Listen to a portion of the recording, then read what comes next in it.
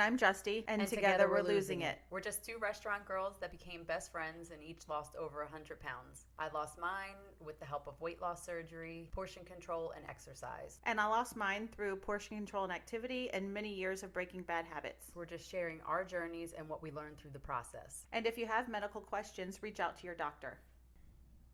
Welcome back, friends. We are in part 2 of our 3-part series of overeating, and today we're going to talk about mindless eating. And so I'm going to let Justy go ahead and give you what some of our definitions are for mindless eating. Yeah, and so mindless eating, when you think about it, for me, it's probably the easiest place to start if you have like all three of these different things that we're talking about, because it's the grab ass eating. It's the eating because others are eating. It's the eating because my kids and my husband are having dinner, but you're not actually hungry. It's eating because someone brought in donuts to work. It's eating just kind of in a fog, or it's eating just to eat, like because there's food there. But it's really the bigger definition is eating when you're not actually hungry.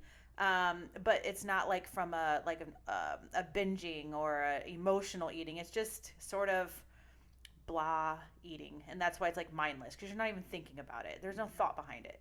You're just grabbing food and putting it in your mouth, whether it's when you're cooking and you're taking a lick, or that kind of stuff. So like I said, I think this one's the easiest one to start with if you want to start changing your habits, because you can just identify those things and it doesn't come from like an emotional standpoint necessarily, or a need to binge. It's a little bit easier, I think, to conquer. Yeah, and I think it's exactly what the word is. Mindless. Mm-hmm. Your mind isn't there. Mm-hmm. Like you said, you're in a fog, or it's simply because it's time. Mm-hmm. Like as if the clock dictates what your stomach needs. Right. Like, because there's been times when Isaac and I have been way off track with each other, and he's like, "Well, you just ate," and I was like, "Well, I was hungry when I ate," and or he's hungry and I'm not, and so when we had stopped to get breakfast yesterday, and I got egg bites, and he got his sandwich, and he was hungry because he's a grown-ass man, and he's hungry, and he's eating. And I know to myself, are the egg bites better hot? Sure, but I can also eat them cold. So I just put mine aside. We're not stopping twice because I'm not hungry now. So I just put mine aside, and I probably ate about an hour later. So it was cold, but it was still, still ate it. It was still good. So it's kind of like that whole like, your mind isn't there, mindless. So you're less in your mind. But I think the opposite of that is just being mindful. So we're actually, in order to reverse that, is mindful eating. So knowing exactly what I did yesterday was, I'm going to get this food because I'm going to need it. I'm just not going to eat it right now because I'm not hungry right now. Right. Now, the difference for me is, and we'll go through this back and forth a little bit, but Justy has a whole ass stomach. I do not. Because of my weight loss surgery, I sometimes don't feel hungry. And I think that's more so because of the medication than the surgery. In the beginning of surgery stages, it felt more like that. But sometimes I just don't feel hungry. And I'll go through until like well past like a lunchtime and not have eaten because I wasn't hungry. Well, that's not going to help me reach my protein goal. So I have goals that I have to reach, which is why it's important for me to track, and we'll get into that later. But the difference there is Justy can wait until she's hungry, and she can eat a full meal and get the nutrients she needs. Whereas I have to tell myself, okay, you haven't eaten all day.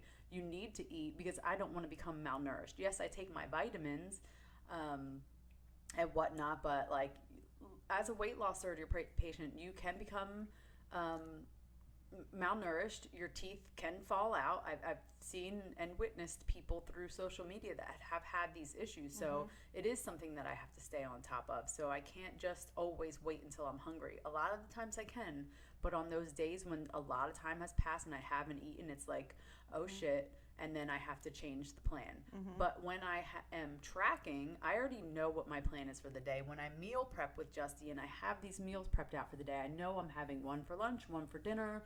It's all worked out, and then I fill it in with the snacks and what kind of snack do I need, because I haven't hit my protein goal yet, so I try to be protein heavy, and all of that is going to help to keep me satiated and know that I'm not going to be like in the pantry looking for something. And for me, it's different because I I get hungry. So I get hungry about every 4 hours.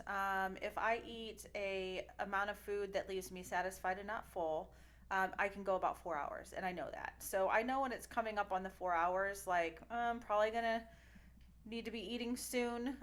But I do wait for the hunger now.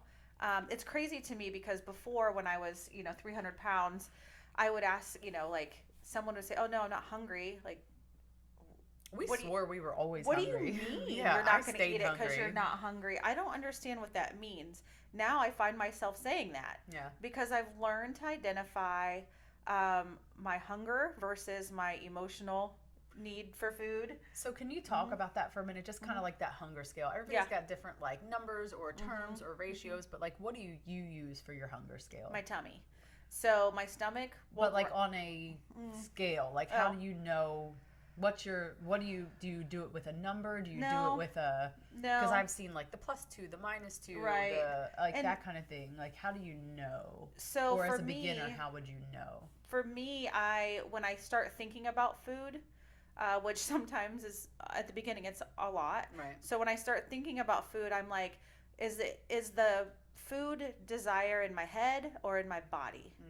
So if it's in my head, like, ooh, I know there's some cookies A in there, specific craving, right? right? A Yeah. specific craving, then I'm like, well, but am I actually hungry? And for me, when I get hungry, my stomach growls a little bit. I usually drink water at that point just to kind of give it something until I can get some food or until I've warmed just whatever. So I'm not like famished, right? I lose focus. Mm-hmm. Like I'll lose focus.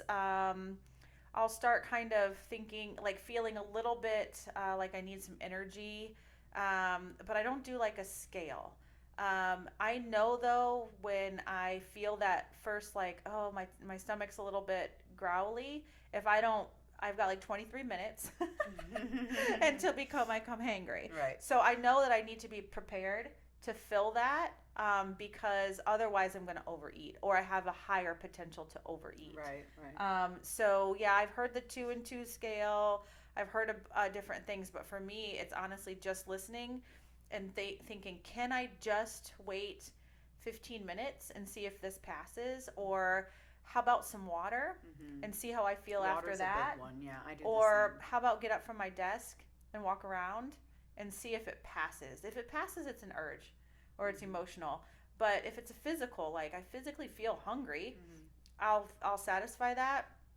Um, and usually for me, it's more of a meal. Like I'll eat. I don't snack as much. Like I plan snacks every day, but a lot of times I don't eat them because Right. the 3 meals are good for me. Right.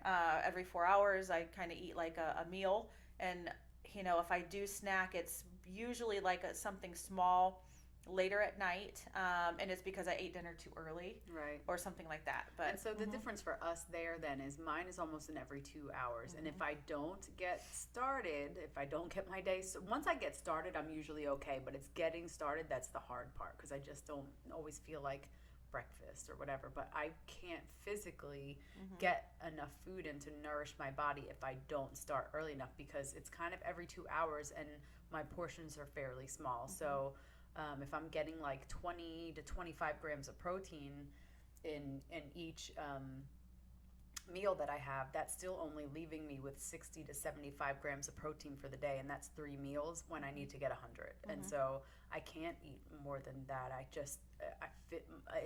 It's painful. It's mhm.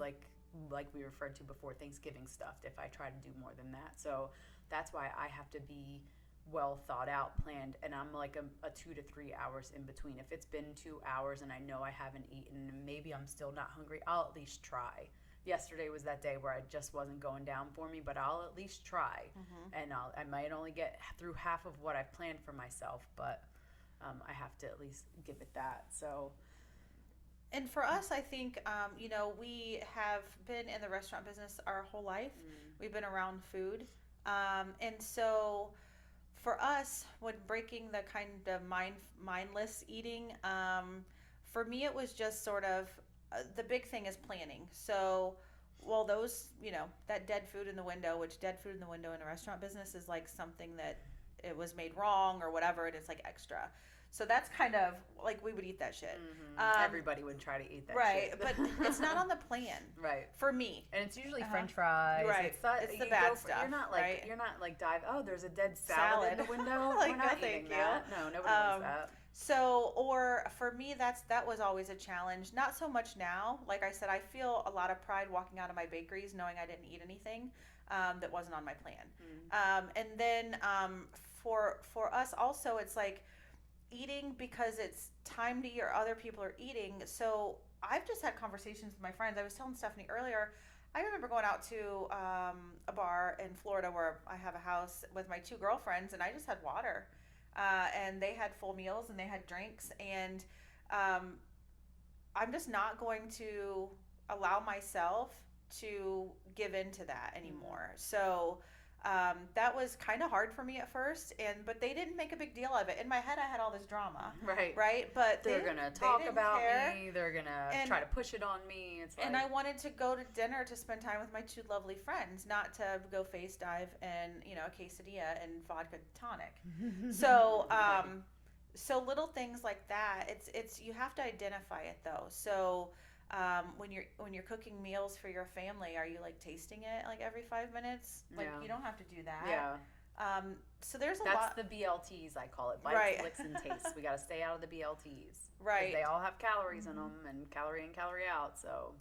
And also like with parties, like holiday parties and all that sort of stuff. It's like the food's there. That doesn't mean you have to eat it. Yeah, you can graze all day. You can graze all day. My strategy for that is to make a plate. And then to throw that plate away when you're done.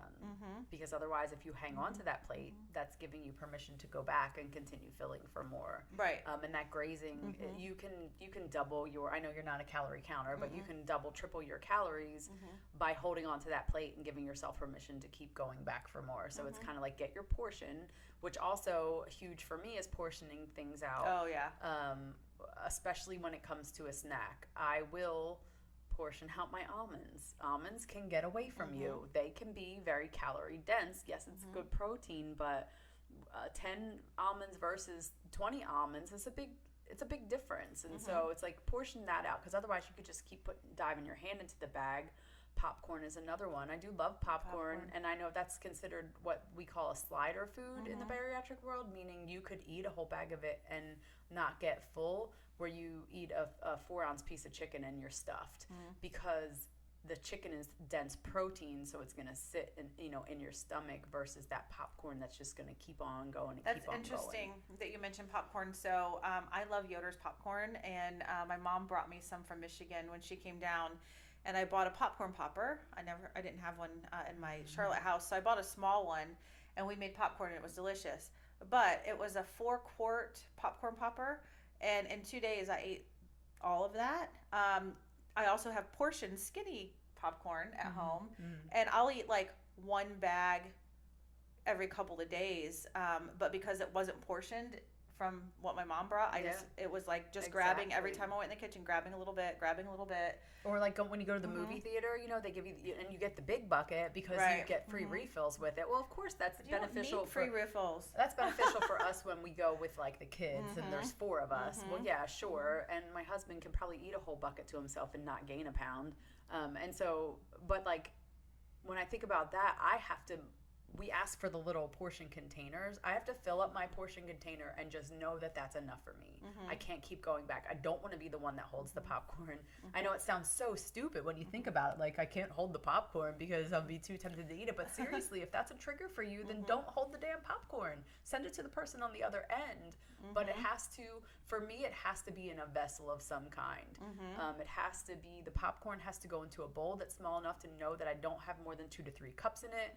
Even when I do my Ninja Creamy creations, which I've been doing some really good ones. Yes, for sure. I either make it so that way that is one portion in the container, or I do 1, 2, or 3. And so I know whether it's 1, 2, or 3 and how many calories it's going to be and how it's going to fit into my plan. I portion it out. Unless that container, I made a small batch and it's one portion, it goes into another bowl and I eat it just what it is. Because otherwise, I'll be eating and be like, well, I can have just a couple more bites. And there's your damn BLTs, your bites, licks, and taste. You eat just a couple more bites, and it's just a few more calories, and it's never ending. So my biggest advice when it comes to that is put it on a plate, and when you're done, the plate goes away. And my biggest way that I've conquered the mindless eating is, like I said earlier, is my plan. And so I know what I plan today, and I know that when I walk into the kitchen and there are peanut butter pretzels, they're not on my So plan. good. They're so good, but they're not on my plan. And so that's at that moment I have a choice. And really, what weight loss is choosing more the positive things than negative, right? So it's not always going to be, you're not always going to make the right choice or the better choice. But I do have a choice at that moment. And so that's when the conversation for me starts. So, okay, Justy, this is not on your plan. And then my little bullshit self comes in and says, yeah, but it's just 3 or 4. It's like the Yeah, devil, the but angel. But there's some oh, protein yeah. in this peanut butter. Yeah, but you didn't have your snack today.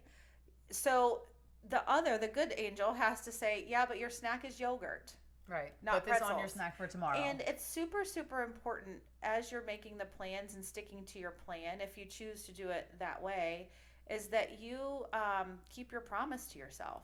And I think that's another huge reason that we became so overweight is because we would break the promise to ourselves first. Isn't it so easy to break a promise to yourself? Yep. It's like, well, I told them I would do this, something that's going to take me hours to do. I promised I would do it, so I'll do it. And then I promised myself I wasn't going to eat the fucking peanut butter pretzels, Right. but here I am with my Right. hand in the peanut butter pretzels. And so it's kind of like I've had to change my mindset to being, instead of showing up for everybody else, is to show up for myself and keep a promise to myself. And so when I write that plan in the morning, my intention for that day is to keep the promise to myself.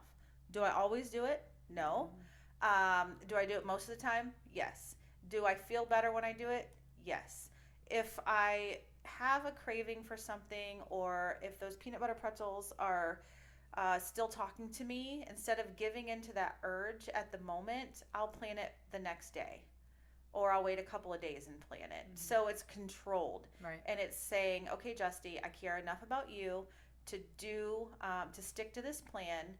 And because I know that whatever I put on this plan is doable, for one, is going to satisfy my hunger, and it's something that I'm going to feel prideful when I go to bed.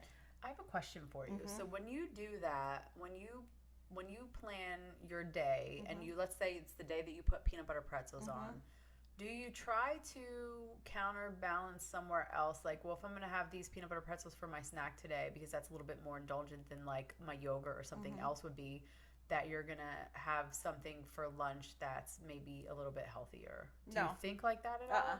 Not at all. I just think about what I want. Yeah. So, or what I have in the refrigerator, or what we've already prepped. So yeah, I don't think about that at all. So I'll And just what we prepped is usually always fairly healthy. Well, so. because I tend to eat healthier stuff now. Yeah. I tend to so I tend to just prep healthier food now. Right. But like I think starting out though, like Yeah. if you're someone that's starting out, because you're not going to start out and have like breakfast, lunch, and dinner are healthy, and then Right. now you're making the hard decision of do I eat the pretzels or not. But I think it's if you're starting out and you want those pretzels, then have the pretzels, put them on your plan for the next day or later in the week, and maybe you do have a salad that day for lunch. Like, you know what? I've been wanting these pretzels. Where's my better option somewhere else then? And for me, yes, I agree with that. But for me, it's kind of, I focus more on staying within the hunger. So not overeating, not feeling full, and waiting until I'm hungry. So those are my two bigger things that I focus on, other than what I'm actually eating. Right, and I agree the with calories that. in it. I agree with that, but you could do that. Like you could have a Big Mac on for breakfast, lunch, and dinner, Yeah. and it's like, okay, then you have to one up it somewhere. So if you're having the peanut butter pretzels for a snack, then maybe you one up the Big Mac. And I think it's kind of figuring out where you're at and going from there. So if you're Small having steps.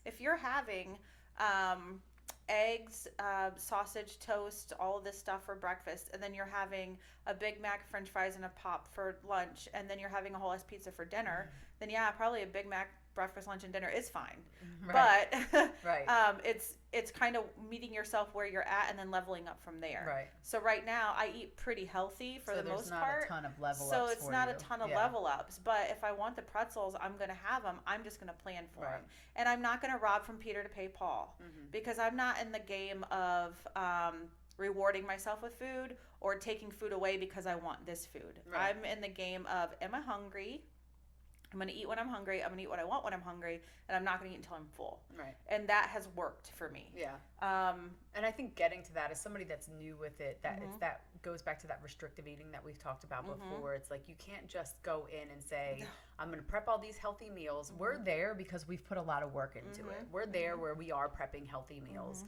And then it's trying to find the healthy snack. And sometimes we'll let the cookie sneak in or the peanut butter pretzel sneak in. But if you're in the beginning stages of it, don't go into it thinking, I'm going to meal prep all of this healthy stuff and then don't white knuckle through not eating the pretzels. Right.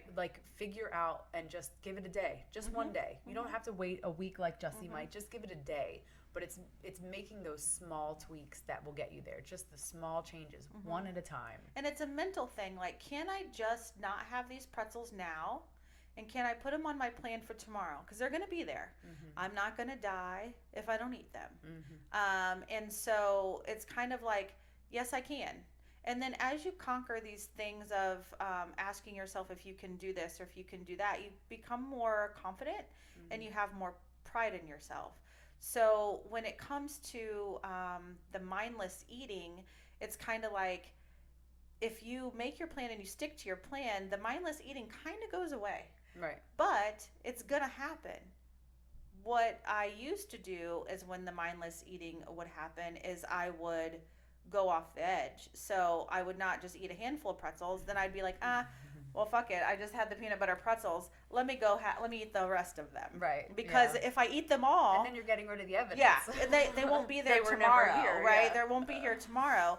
But it's kind of, when that happens, the most important thing you can do is just stop yourself and just talk to I just talk to myself. It's really strange. I know. And I do just it too. be like, you know what, Justy, this is not going to serve your purpose. Like, just stop. Just stop right now.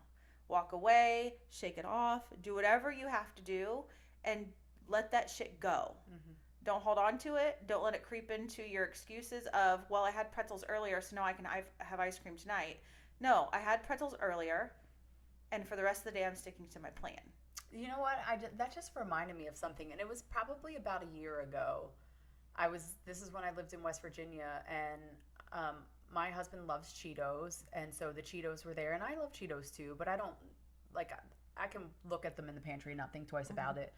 But I was like hungry and mindlessly eating Cheetos, and that was the first time I can remember back to it like it was yesterday, that I stopped myself in the middle of it and walked away from it, because I was like, normally I would just keep going, and Cheetos is one of those slider foods. I probably could eat half of the bag if I wanted to, and I stopped myself, and I was like, this is not serving a purpose for you. Like, I think I ran that day too, and in my mind it's like, well, you ran so you can eat the Cheetos, and I stopped, and I was like, why are you doing this? And I stopped and I put the bag away. So I think that was a huge step for me, and that's a huge pride moment. Yeah. I remember my moment that the first time I ever stopped myself, and that was back before I think it was during the pandemic, before I moved to Charlotte, whenever that was.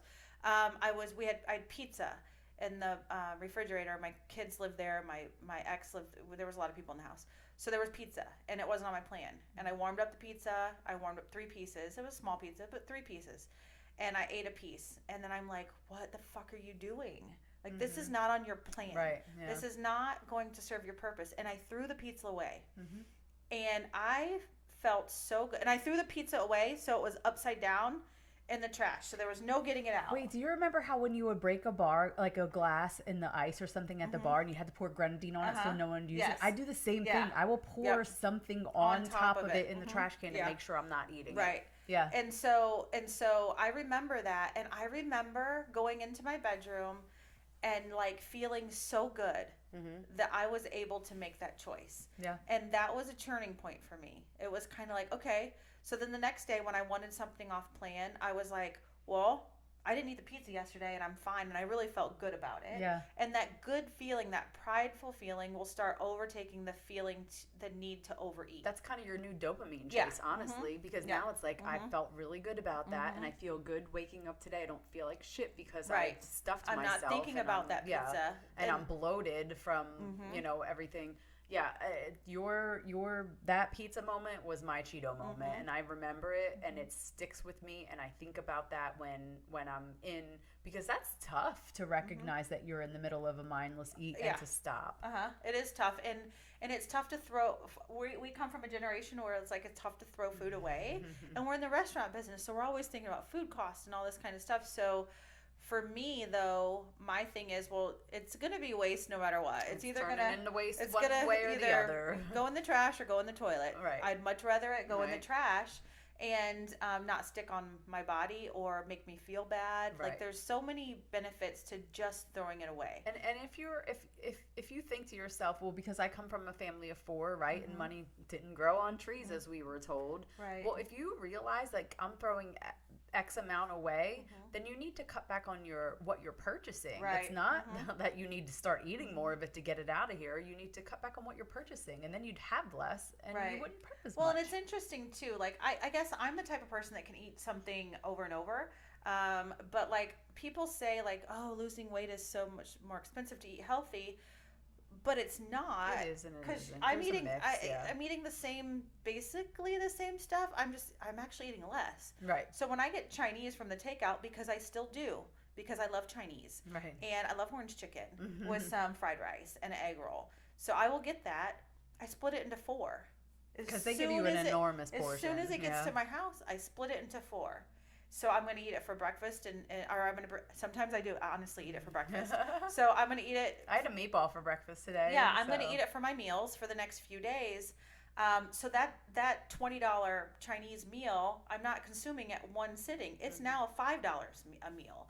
So really, when you think about it, it's not that it's drama that we're causing in our own brain to make up an excuse to why we can't eat healthy. Right. And I mean, also when you're doing things like things that will freeze well. Oh yeah. I made whenever I make like a soup or something, if I have more than you and I will eat, I'm just gonna freeze it. What else have I frozen? Quite a bit recently. I froze paneer cheese. I took half of the block.